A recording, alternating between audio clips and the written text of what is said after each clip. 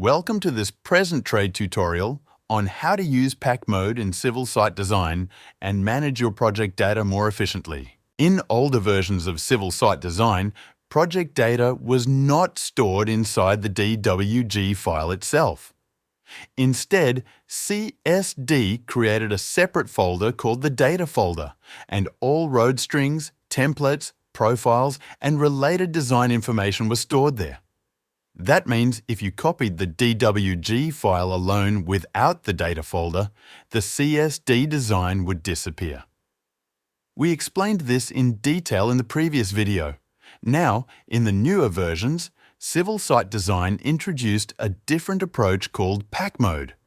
Pack Mode means that all project data is stored directly inside the DWG file itself, so you can copy it, rename it, or send it to someone, without needing to include any additional folders.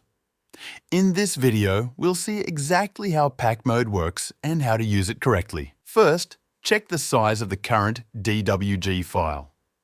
As you can see, it's 1,540 kilobytes, and we still have a separate data folder beside it. Our road design is already complete. Go to the Data Manage tab and click Pack into .dwg. A message will appear confirming that Pack Mode is now enabled for this project. Let's save the file and check its size again.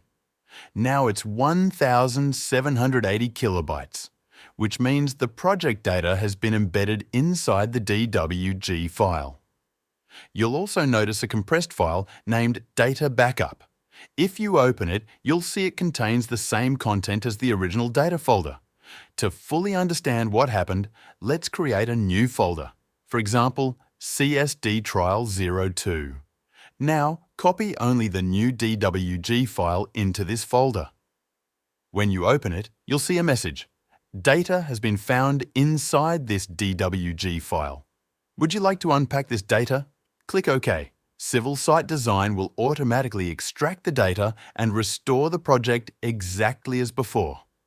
If you check the new folder, you'll see that CSD has recreated the data folder automatically and restored all related files.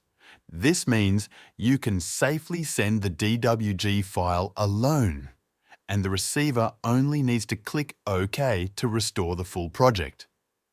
Now, what if you or your colleague clicked No? No problem. Go to the Data Manage tab and click Unpack.dwg file. The data will be restored and the data folder will be created normally. There's also another option, Remove.dwg pack.